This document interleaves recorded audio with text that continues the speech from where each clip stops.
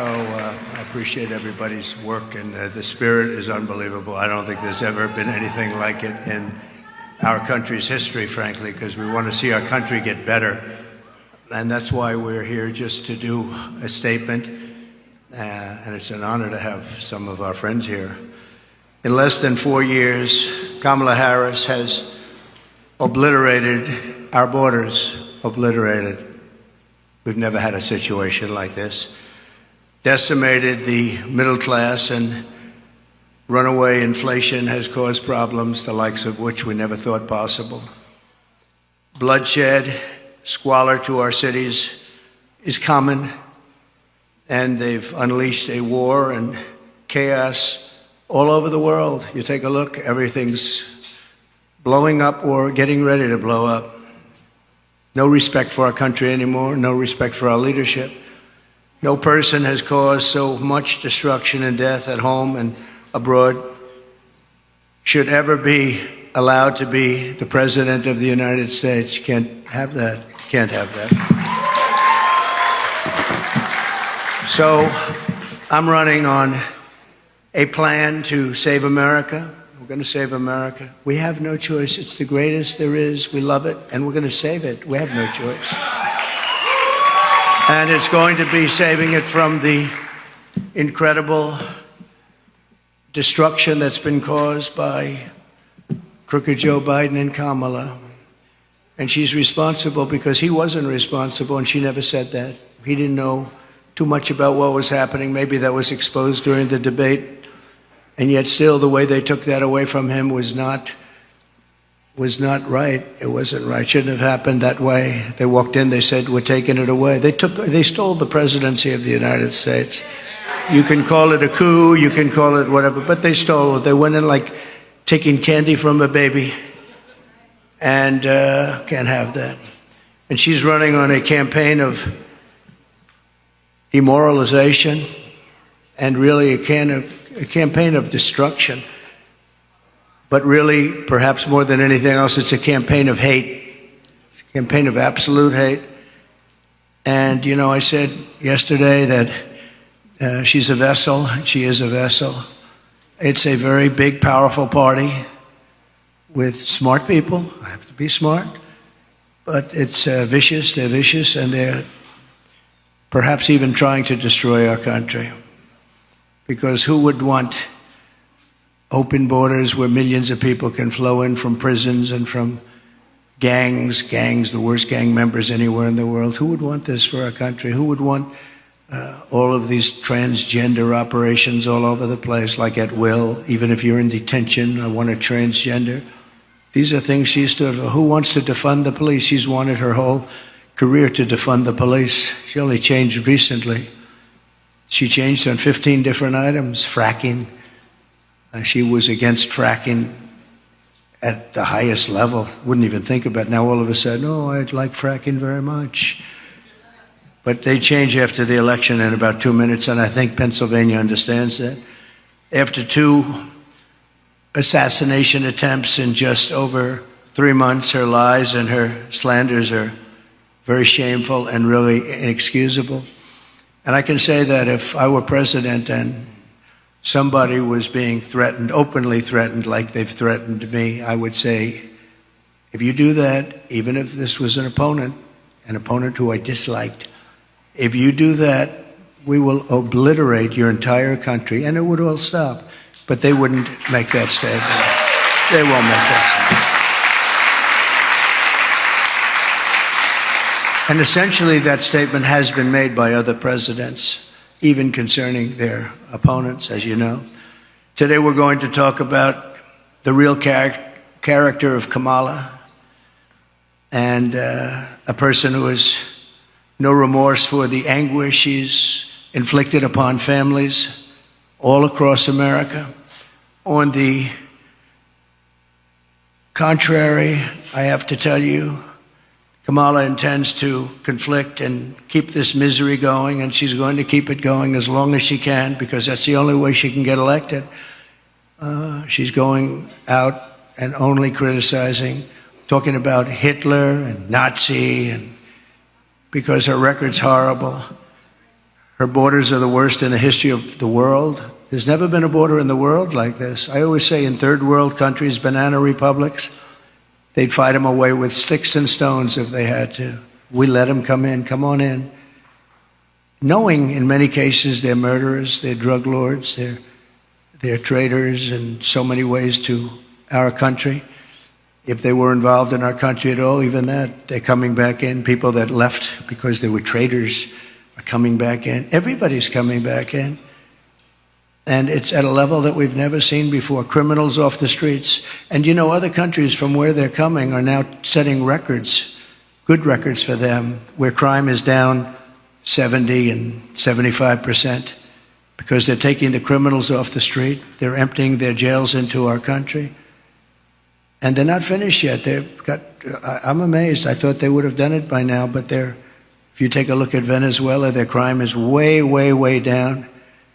Then you go to Caracas and you wouldn't recognize it. You can actually walk the streets without being shot or killed or mugged.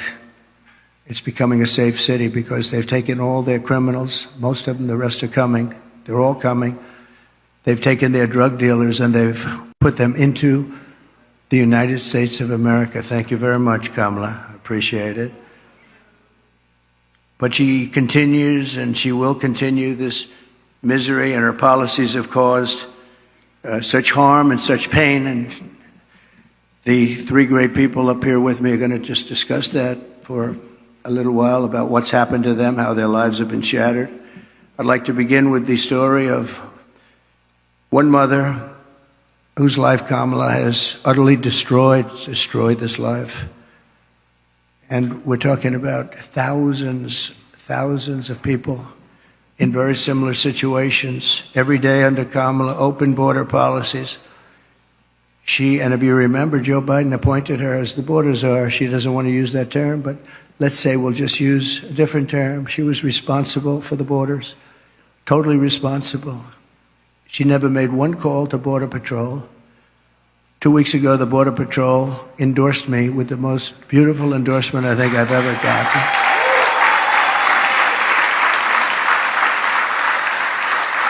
And in all fairness, they've endorsed me every single year, but they've endorsed me again, and they endorsing me, saying I was the best president we've ever had and the best president by far on the border. They said that, and this is not easy for them to say, they said that she was easily the worst person ever to work with them on the border, most incompetent, the least caring. Think of it. Not one call in almost 4 years was made to Border Patrol, like, how are we doing? I used to call all the time. I'd say, how are we doing, fellas? How's it going? Is it going well? And they're great people, men and women, Border Patrol, great people. They want to do their job. She didn't call them once. She released the two men who murdered this woman's very precious daughter. Everything you need to know about what happened and the character of Kamala Harris, you'll know from just watching this video. We had it done yesterday. It's very, very quick, very easy to do, but it was very heartbreaking. We showed it in a room full of people, and everybody was crying. Some pretty tough people were crying. Please take a look. Sunday night, I asked her to not stay up super late because of her coming to work with me in the morning first to do her summer school. She said, okay. I told her good night and I love you. I went to bed, not realizing that that was going to be the last time I saw her. We're best friends. Yeah. We're going to shake it again. I woke up to notice she wasn't in her bed. I'm in my heart trying not to lose my mind because I don't know where she is. I finally remembered her phone had a location on, and her phone was pinging just 2 minutes down the road, right behind the skate park. I start driving to the direction the phone was being pinged at, and I see a couple cop cars with lights on. I see yellow tape, and immediately my heart drops and sinks to the bottom of my stomach. My daughter's hands and ankles were both bound. She was strangled to death, left with no pants. And I know in my heart, she fought incredibly hard. She was not going down without a fight. We begin with two men we're learning are charged with capital murder tonight, accused of killing a 12-year-old girl. Police say these men strangled her before dumping her into that creek. Both men were in the country illegally. Apprehended, then released by Border Patrol less than 3 weeks before Jocelyn's death. The men accused of killing Jocelyn Nungare are affiliated with the gang known for brutal violence. Kamala Harris was in charge of immigration in our borders. If we had better border policies and not open borders and not these catch and release policies, I truly believe this all could have been prevented. Under her being vice president of this country, my daughter's life was ripped away from her. She had her entire life ahead of her. Happy birthday, dear Jocelyn. My daughter is 6 feet in the ground based off of policies that she allowed to keep. Kamala Harris did have one job, and she not only failed, not me, she failed my daughter. She failed Jocelyn. You know, she was only 12. President Trump reached out, gave me his sincerest condolences as not a former president, but just as a father, someone who cares. I believe Donald Trump needs to be back in office. I can at least know that my next child will be safe in this country.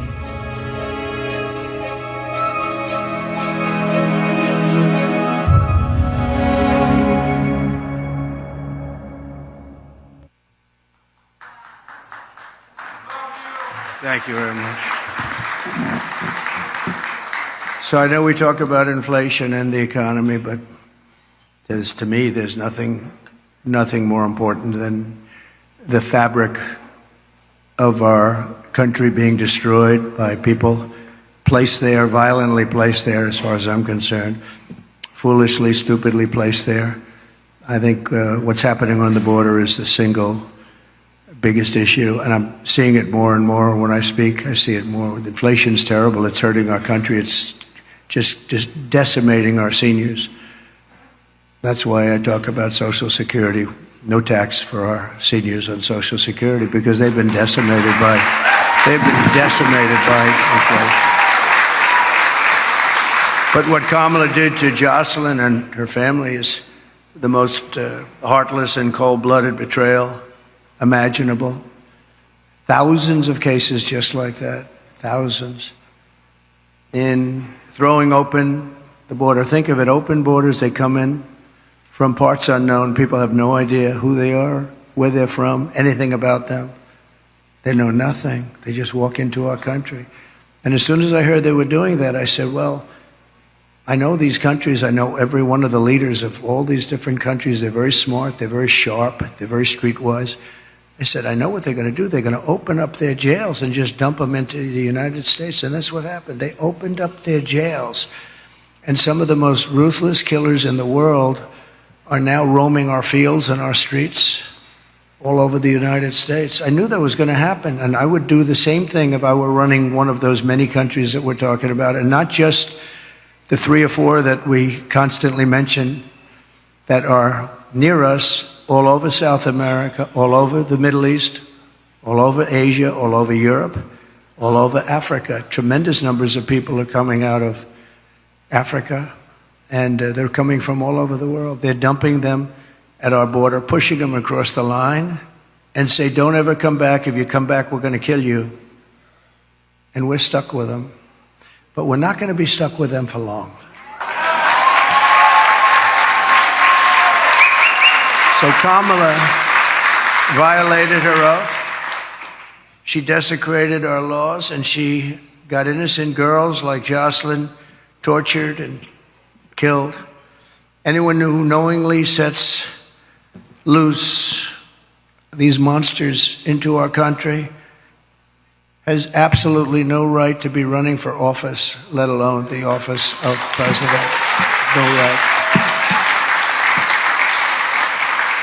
So here today is another great person, an American mom, Tammy Nobles. 2 years ago, Tammy's 20-year-old daughter, Kayla Hamilton, who had an autism diagnosis, was found raped, tied up and strangled to death with a telephone cord in her home. Kayla's murderer was an illegal alien, MS-13 gang member, among the most vicious gangs anywhere in the world. I took him out by the thousands thanks to ICE. We're going to protect ICE. Kamala wanted to defund ICE. If we didn't have ICE, we'd never get anybody out. They're tough and they're smart and they love our country. But an MS-13 gang member who was apprehended by Border Patrol, but under the policy of our border czar, Kamala, he was released into the United States to kill. Tammy, please come up and say a few words, please. Thank you. Please.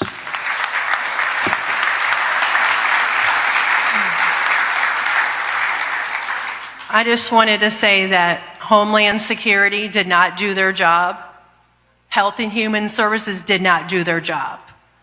The Biden-Harris administration did not do their job. If they would have done their job, made that one phone call to El Salvador, my daughter would still be alive today. Kayla was a very beautiful young lady inside and out. She was independent, learning to become independent. She had 2 jobs. She overcame obstacles dealing, with autism and was able to find a job that she loved. She loved animals, especially her cat Oreo, and she cared about the homeless. She loved God and she loved going to church. And her life was just ripped from her 3 days after she celebrated her 20th birthday. Thank you for having me here today.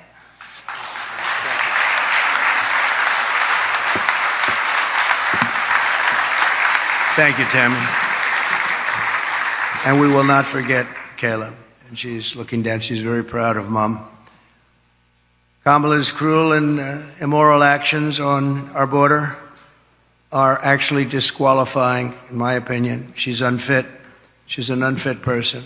And she knows this is going on. She never called anybody, including the 13 soldiers that were so needlessly killed in Afghanistan with that horrible moment in time where our country was just lost all respect from the whole world when they saw that. That's one of the reasons that Putin went in. He would have never gone in, ever. He wouldn't have gone in. If I were president, he would have never gone in. I ended his pipeline in Europe, no problem. And what happened? Biden comes in, he proves it right away, but he kills the Keystone Pipeline. Putin never would have come in. And he didn't, by the way, for 4 years. There was never a threat that he was going to do that. But he saw weakness, and I think a lot of it was seen in that horrible period of time. She is also aiding and abetting the cartels, allowing vast quantities of deadly drugs to pour unchecked into our country. And remember this, they now have an app. You call the app and you bring whatever you want, you bring them over, they'll tell you exactly. Can you believe it? They have an app. And they have airplanes, big, beautiful Boeing airplanes flying back and forth over our border. They were saying, where are those planes coming from? Where are they going? They were loaded up with migrants. They're dropping them out in the Midwest. They're dropping them all over the place. And I will tell you, if you look at Aurora in Colorado or in Springfield in Ohio they dropped 32,000 illegal aliens. They tried to give them legal terminology, but it's not. Illegal aliens, 32,000 into a 50,000 person town, beautiful town, no problems. And now they don't know what to do. And they want to be nice, and the mayor wants to be nice. His big thing is to get interpreters because they don't speak English. It's very hard to get interpreters. And he's trying to get interpreters, but in the meantime, they're taking up the hospital. So when people from Springfield would routinely be able to check with a doctor, go to a hospital. They're unable to get in. They're packed. The whole town has changed. And this is happening all over our country. Aurora probably is an even worse situation because you have the meanest, worst gang from Venezuela in the world, probably, maybe as bad or worse than MS-13. And they've literally taken over the town. They've taken over large sections of the town. They've gone into the real estate business. They've taken over apartment complex. They took over a number of complexes where the people are paying them rent. They've become the landlord. Isn't that nice? And they're rough, tough people, and they have the latest weapons. They have military quality weapons, and everyone's saying, where did they get them? We got to get them out of here. We're going to get them out fast. We're going to get them out fast. So today, I'm announcing that for the first time under my administration, we will be seizing the assets of the criminal gangs and drug cartels. And we will use those assets to create a compensation fund to provide restitution for the victims of migrant crime, and the government will help in the restoration. The government will help in the restitution, but something has to be done, and we're going to get it done. Kamala has also caused untold misery through her destruction of our economy. Our economy is not, this is just, it's like a fake economy. Some of the best people on Wall Street are saying the economy is only good because they think, I don't want to say this because other people have said it. It's not me saying it, but they think Trump is going to get elected. That's the only reason our economy is good. That's the only reason the stock market is up. Scott is here, I think, someplace, and he's one of the most respected people on Wall Street. He's actually made a very big point of it, that the stock market is only doing well because of the fact that they think Trump is going to win the election. So we'll see. But Kamala cast the deciding votes that caused the worst inflation in our lifetime, maybe the worst inflation we've ever had, because I don't think I know for a fact they're not adding all of the numbers. If they did, I think it's the worst inflation probably in the lifetime of the country. And it's costing typical American families over $30,000. Nearly half of Americans now say they're broke. Think of that. Half of Americans are saying they're broke. They have no money. 2/3 say they're living from paycheck to paycheck, and that's a record. We've never had that. To that extent, we've never, ever had that. Millions of Americans are lying awake at night, worried about how they'll pay their bills because Kamala wrecked their family finances, and she's done that. She's done nothing good. They have done nothing good. And I speak of Kamala, but it's partially Joe, but Joe's out of it, Joe's sort of out of it. She's been out of it for a long time. Now she wants to raise taxes for the typical family by $3,000 a year. She's got no empathy for the hardworking Americans whose dreams she's killed, and said recently that there is not one thing that she would do differently from Biden. That's only because she choked. I'm sure she could have come up with a couple of things if she really thought about it, because there's been so much destruction caused by the Biden administration. One of the things that people don't talk about, and the news never talks about, they don't talk about, as an example, Afghanistan, but this is something that's incredible, because when you think of the numbers, 325,000 children are missing, dead, sex slaves, or slaves. 325,000 children who came in through the open border are now missing. Many of them are dead, and nobody talks about it. I said, this must be a mistake. This can't be possible. When I read it, I said, this can't be. You're talking about take your largest stadium and fill it up many times. That's what the kind of numbers are. Here today is Michael Copy, a small business owner who runs a dry cleaner and is struggling to get by because of what Kamala has done to his business. They've destroyed small businesses in this country. Michael, please.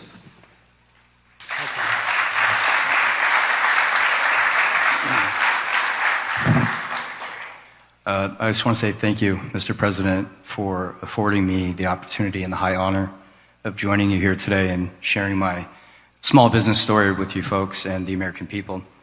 So it's a chain of eco-friendly dry cleaners throughout the Tri-County here in West Palm. And it seems not too long ago, just a few years, the customer and us, the small business owner, we were able to keep up with inflation. There were resources available to us for expansion, or if you had a bad month, you know, if there was something you needed to make up for, it seemed like the support was there. And now, just a few short years later, it seems like all of those resources have dried up. The support's no longer there.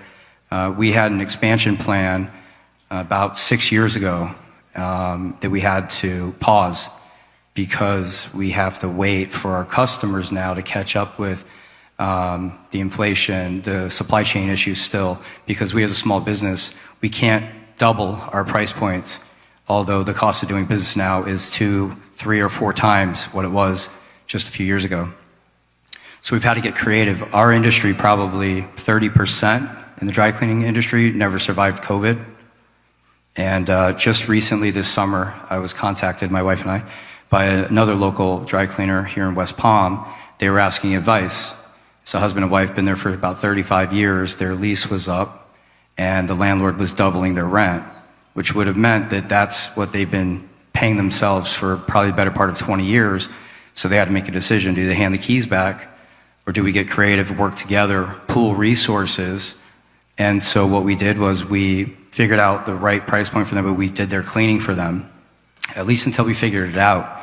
And so they were not able to pay their operations. They couldn't keep that going, but they were able to save their business by strategically partnering. And by the end of summer, I think I was contacted by about 12 other local dry cleaners saying, can you guys help us also, because we're going through the same thing. Thank you. And it seems now, so the delta between the reality of what inflation is right now and we have in front of us, the reality of that and the small business owners' capabilities, that delta is too great. So unless we effect change immediately, I fear that in the next few years, if we don't see that change, we might see another 30% of our industry and others no longer exist. So I just want to say thank you again, Mr. President, for allowing me to share my Go Green Dry Cleaner story, and thank you.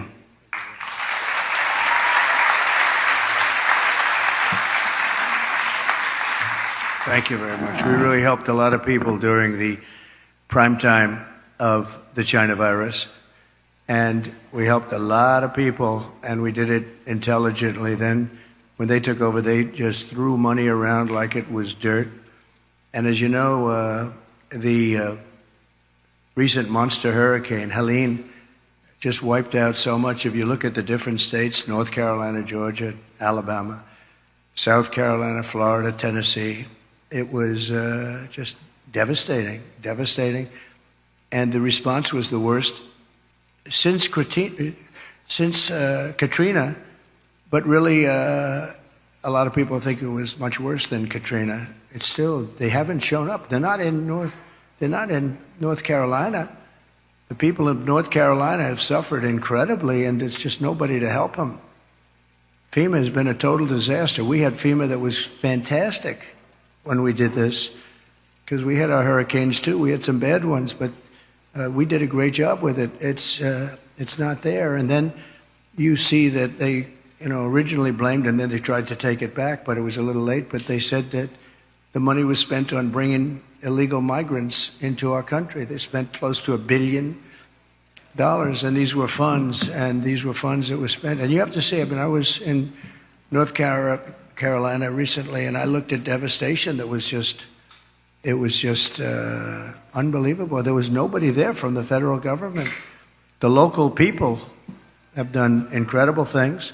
Franklin Graham has done incredible things. He's been amazing. But there was nobody there. So we're pleased also to be joined by Christy Shamblin, person I know and I've gotten to know over the last year or so, the mother-in-law of fallen Marine Corps Sergeant Nicole G. Nicole made the ultimate sacrifice during the disastrous withdrawal. Not that we were withdrawing. I was going to withdraw, but we were withdrawing with dignity and strength and power, and we were going to keep Bagram, the big air base, because of the fact that it was so close to where China makes their nuclear weapons. 1 hour away. We should have kept it, and we didn't do that. But the way they withdrew, they took the soldiers out first. No, you take the soldiers out last. I went 18 months without one soldier. I spoke to Abdul, the leader of the Taliban. We went 18 months without one soldier even being shot at. No soldier being killed for 18 months. And then we left, and you had this group of incompetent people take over. Guys like Milley should have been fired.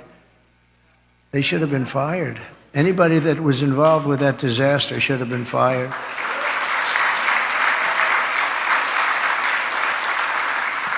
She was one of 13 U.S. service members who lost their lives. Kamala said she was the last person in the room, that Kamala was the last person in the room. She was involved in everything. She takes credit for that. She was involved in everything. That means she was involved in disaster after disaster, because nothing good has happened with this administration, except that our country has gone to almost a third world status.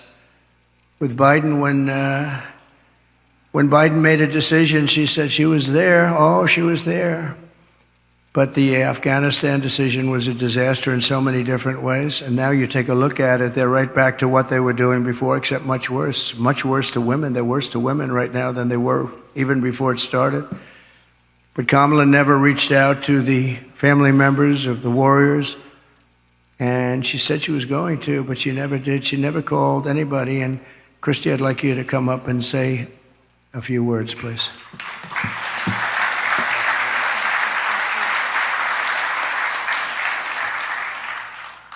Hi, good afternoon, good morning. My name is Christy Shamblin, and my daughter-in-law was Sergeant Nicole Leanne G., and she was killed in the botched Afghanistan exit at Abbey Gate. She was the cornerstone of a very large family. And instead of planning family gatherings and holiday meals and Christmases and baby showers, our family and thousands of other families plan outings at funeral grave sites, and that is where we as a family celebrate my daughter-in-law at Arlington National Cemetery, because she is in the ground. Her story isn't unique to our family, she's just ours. There are thousands and thousands and thousands of wounded veterans who came home from that war, who need our help and who are ignored by our current administration. President Trump demonstrates peace through strength. I know what he told the Taliban when he was negotiating with them, because I've made it my business to know. And what he said to them when he was negotiating with the Taliban, he said, "I will kill you if you harm one hair on one head of an American."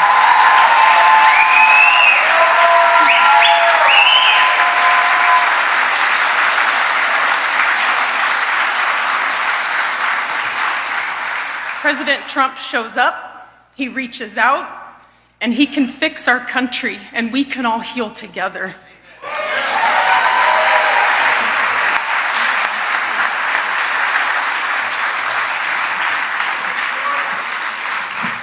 Thank you very much. It's so sad. So many cases like this. Nobody should have died. First of all, when they left, the soldiers should have been there. They shouldn't have been home watching, except for a small group, and many of them got killed, and large numbers. Nobody ever mentions the arms, the legs missing, gone, the face just obliterated. Nobody talks about them. I talk about them all the time. But I want to thank you, Christy, and we'll carry Nicole's memory in our hearts forever. The full consequences of Kamala's 4-year reign are almost too terrible to discuss or contemplate. We're coming to the end of a great campaign. I think we've had a great campaign.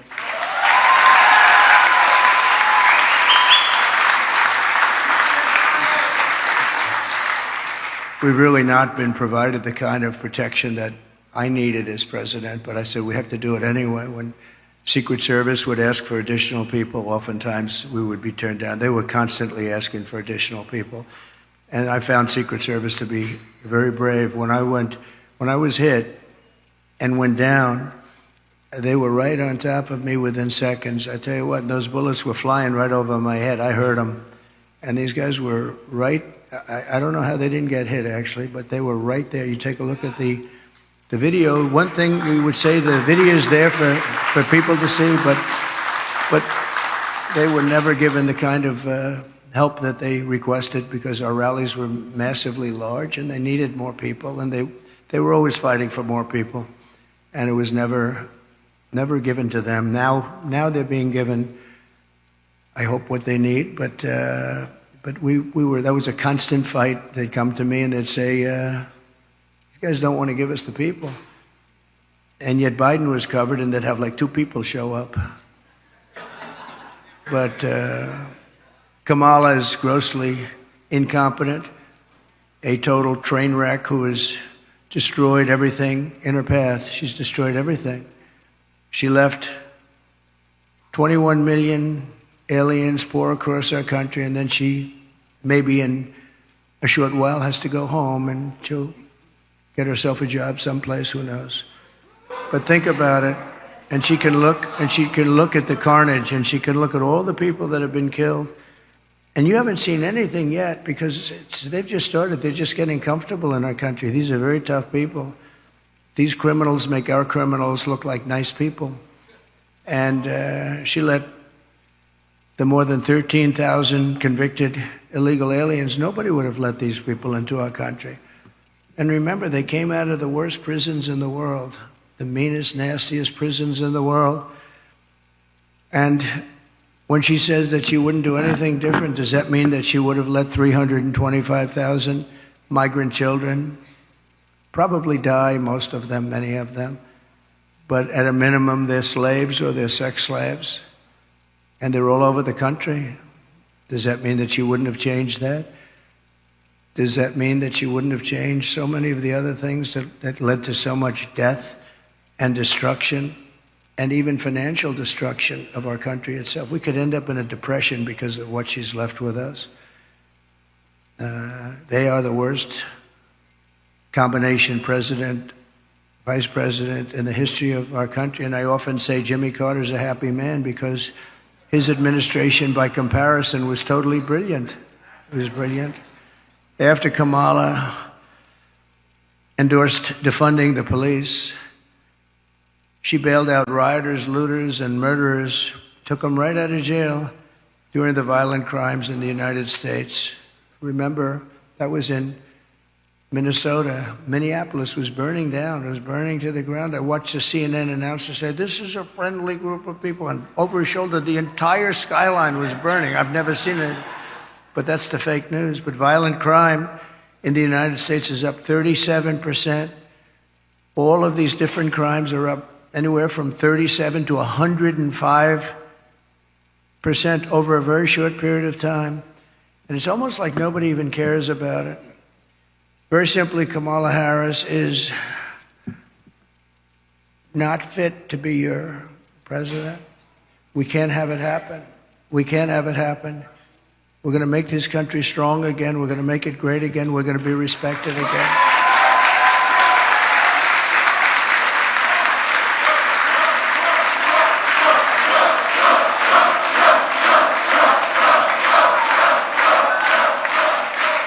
Her message has been a message of hate and division, and my message is about saving our economy, securing our border, bringing together the greatest and broadest coalition in American history. There's never been a coalition like this.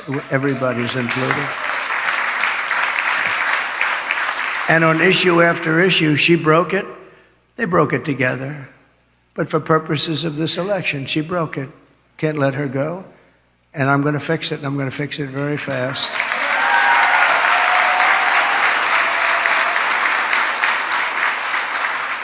And on the illegal, thank you very much. Thank you very much. On the illegal immigrants that will be taken out of the country. As you know, we're going to be taking them out, and if they come back, we have laws that will be immediately enacted where they serve 10 years in prison, they won't come back, and if that's not long enough, we'll have to do something else. But we don't want them back. They're not going to come back. And as you know, we're asking for the death penalty for any migrant who comes into our country and kills an American citizen or a police or law enforcement person. Because we have to protect our police. Our police are under siege also at numbers that nobody thought were possible, the worst they've ever seen. It's very hard to recruit. And really for not just the danger, it's hard to recruit because they don't have the spirit anymore for our country because they're being led with people that are spiritless. They really are spiritless. They can't instill spirit. But so that's any citizen, they get killed, it's a death penalty, and that includes police or law enforcement officers.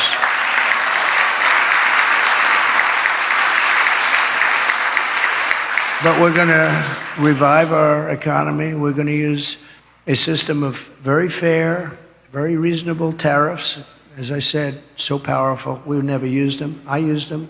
China paid us hundreds of billions of dollars, and no other president's gotten 10 cents from China.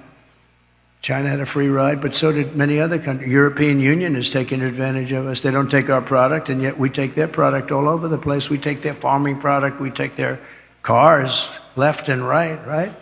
BMW, Mercedes-Benz, Volkswagen, millions and millions. They don't take our cars. I said to Angela Merkel at the time, Angela, how many Chevrolets do we have in Berlin?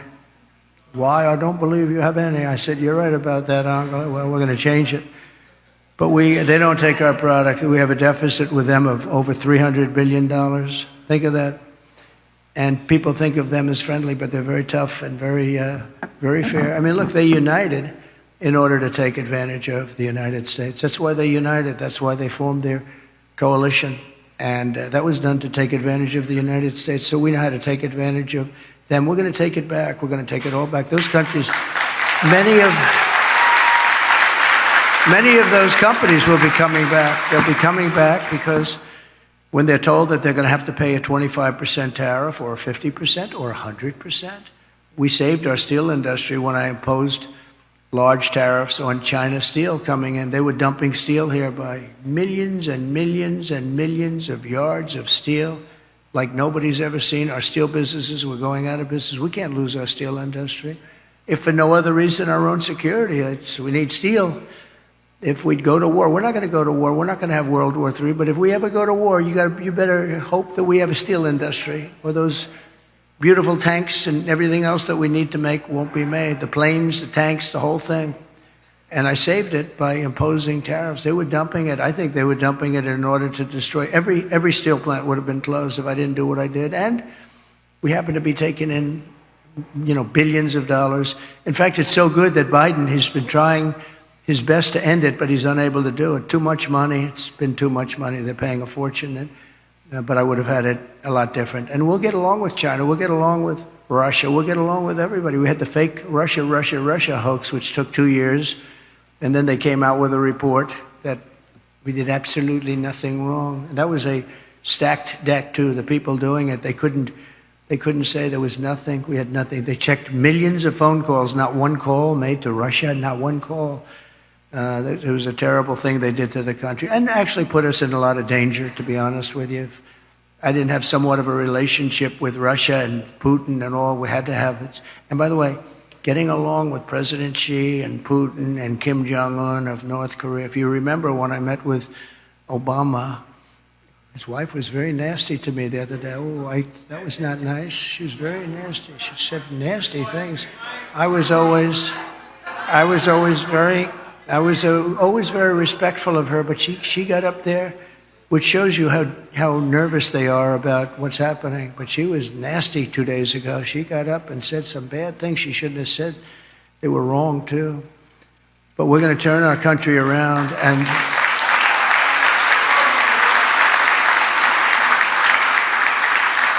and we're going to pay a lot of respect to the three representatives, because that's what they are. They're representatives of millions of people. I mean, the businesses, so many businesses are just dying right now. That millions and millions of people, they're representative of, and our wounded and our hurt soldiers, we have to take care of them. They came back from Afghanistan. Boy, nobody talks about them. They just don't talk about them, but I talk about them, and we're going to take care of them. You know, we had the greatest success with the VA, the Veterans Administration. We had a 92% approval rating. We got it so they had choice because they were waiting 4, 5, 6.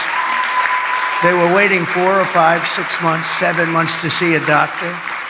And I came in and I got, with the help of some of the great Congress people that are here, we have some great ones. Thank you very much. Thank you. Thank you. We've got quite a few of them. And I didn't even tell them to be here. They want to be here because they know exactly. Oh, yes, very good. We have one of the greats. But they wanted to be here. A lot of people wanted. I didn't tell anybody to be here, actually. But they wanted to be. But we have to take care of our military. Think of this. Soldiers who are waiting 6 months to see a doctor. Can you imagine yourself? You don't feel good. You could be cured with a pill or with a shot or with something very minor, like a minor operation, and after 6 months you're now terminally ill. So I made it, and they've been trying to do this for 48 years. I made it. We call it choice, like school choice, which is also a very good thing, by the way. But we call it choice, where you have your choice. You go to a doctor. If you have to wait more than 1 day, you go outside, you get a doctor, you get yourself fixed up, and we pay the bill. And it's been unbelievable. I heard just the other day for the first time that Kamala and Biden are trying to destroy that. They're trying to make it so that you have to wait for 6 months again, back to where it was. We had a 92% approval rating, and now if they go back to that, you were going to have. I did another thing. You weren't able to get, because of civil service, you weren't able to get fire people. If somebody was a degenerate, if somebody was terrible, if they treated our heroes badly, we want them fired. We want them fired immediately. But we were unable to get them fired because they were protected by unions and by civil service. And I had it passed in Congress, which people have also been trying to get. And we were able to fire 9,000 people out of the VA and replace them with people that love our heroes, as opposed to sadists. We had sadists. We had sick people. We had sadists in there that really harmed our great people, our great veterans, and we were able to get rid of them. We got them out, and we replaced them with people that can love and take care of these wonderful people that served us so well.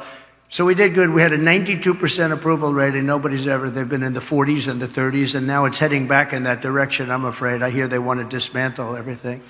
And it's almost like you'd say, why? Why would they do that? Why would they do that? And yet they'll spend, you can't say money, because they give away hundreds of billions of dollars to anybody that needs it, but they won't take care of our veterans. They won't take care of our people. They won't take care of our soldiers. They won't take care of our elderly. They won't take care of anybody, but they give every time certain people come to town. They walk away with $100 billion for countries that many people have never even heard of. So I just want to tell you, this is a campaign that's been long and hard. I've been on the road or campaigning for 58 straight days. I haven't taken a day off. I'm proud of that.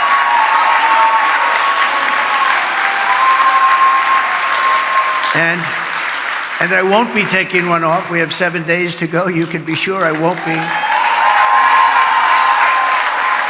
And do many, many things every year. And I just want to end by, I've watched their commercials, and they're really fraudulent. They'll say, he doesn't want to frack. I've wanted to frack always. They'll say, everything exactly the opposite. Oh, I want to destroy Social Security. No, they're going to destroy. I'm the one that saved it. And for 4 years, we made it even better. I'm the one, and I didn't raise ages. I didn't do the things that they're going to do, because they're allowing millions of these people to go onto Social Security, Medicare. They're going to destroy it. She's going to destroy the whole country, because it's not sustainable by any country. But the ads and the statements that they make are exactly the opposite. they will say, oh, I'm going to raise taxes. He is going to raise taxes. Just the opposite. I'm going to lower taxes, and I have done that, but I'm going to lower taxes, and she's raising taxes by 30, 40, and 50%. But they'll have a commercial. And I just say this to you because I hope people understand. These people lie. They lie. They're very disingenuous. And we are going to finish up our campaign. And it's interesting because I haven't taken any time off for a long time. I tell you who can tell you about that, all the people that follow us, including the people in the campaign, but including Secret Service, who has been working very, very hard. I will tell you, they've really been working very hard. And yet a couple of days ago, she took off, and then she took off again and again and again. I say, how many times? You know, you're running for president of the United States. You had, like, at that time, about 20 days left. How the hell do you take off, right? You got to work. You got to work. So she says her teleprompter broke. Yeah, well, she better hope it doesn't. You know, they break. And if you don't know how to do it without a teleprompter, you got a problem. And she doesn't know how to do it without a teleprompter. So I just wish they'd stop lying, because the lies are vicious, and probably some people believe them. But the good news is 7 states, Republicans never lead in the early voting because for whatever reason, it's habit or it's a certain security they feel in going to the booth. They believe in principle. But we never lead in. I don't know if we've ever led in early. Every single state we're leading in. Every single state. At an early. And we don't need all of them, but at an early. And some states are in play that nobody thought would ever be in play. But I think people are seeing, because, again, we're the party of common sense. We're the party of common sense. And we want to have strong borders. We want to have great elections. We want to have fairness. We don't do things like, we're not going to have men playing in women's sports. I mean, that's okay. So we're the party of common sense, and we're the party of fairness, and we have a coalition. Nobody's ever seen anything like, I don't think anybody has ever seen anything like what happened the other night at Madison Square Garden. The love in that room, it was breathtaking, and you could have filled it many, many times with the people that were unable to get in. But politicians that have been doing this for a long time, 30 and 40 years, said there's never been an event so beautiful. It was like a love fest, an absolute love fest, and it was my honor to be involved. And hopefully, you know, they started to say, well, in 1939, the Nazis used Madison Square Garden. Well, and you know what? But can you imagine it? In 1939, the Nazis, they would. But how terrible to say, right? Because, you know, they've used Madison Square Garden many times. Many people have used it, but nobody's ever had a crowd like that. And I tell you what, right now, nobody's ever had love like that. That was love in the room, and it was love for our country. It was really love for our country. So we're going to fight like hell for the next 7 days, and then hopefully...